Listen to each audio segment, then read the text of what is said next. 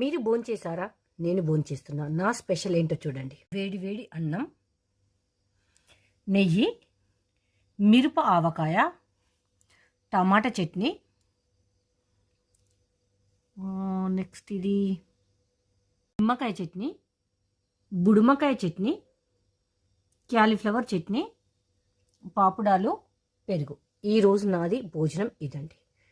Daily curries చేస్తే ఇన్ని varieties చట్నీలు ఉండగానే తినడానికి మాత్రం టైం ఉండట్లేదు. అందుకనే ఈరోజు పచ్చళ్ళు వేసుకొని ఒక కుమ్మేద్దామని డిసైడ్ అయిపోయి కూరేం పెట్టుకోకుండా ఓన్లీ పచ్చళ్ళతో పెట్టుకుంటా. ఇవే కాదండి బాబు, ఇంకా చాలా పచ్చళ్ళు ఉన్నాయి నా దగ్గర. జస్ట్ ఈ రోజు మాత్రం దీంతోటి భోంచేస్తున్నా. వేడి వేడి అన్నంలో ఏదొక్క ముద్ద కలుపుకొని తిని మజ్జిగన్నం వేసుకొని హ్యాపీగా పడుకోవచ్చు. సో ఇలా మనకు చేసినవి ఉంటే జాబ్ హోల్డర్స్కైనా చాలా చాలా హెల్ప్ అవుతుందండి. ఫస్ట్ ఒక్క ముద్ద వేడన్నం, నెయ్యి,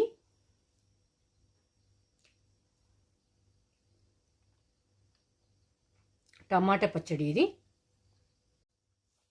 తర్వాత మిరపకాయ పచ్చడి,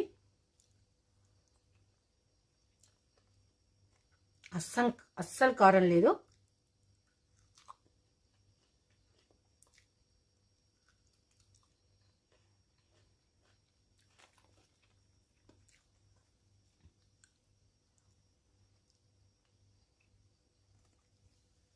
దాని తర్వాత ఇది నిమ్మకాయ పచ్చడి.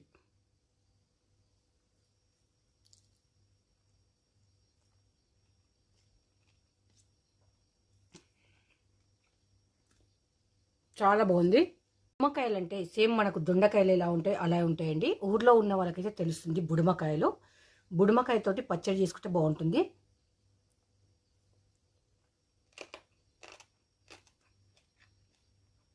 ఒక్క కడక్క చాలా బాగుంది. దాని తర్వాత క్యాలీఫ్లవర్ అండి.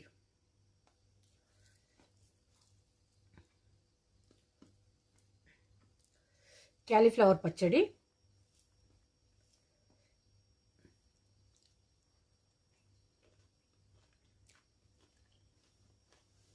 ఇది కూడా చాలా బాగుంది.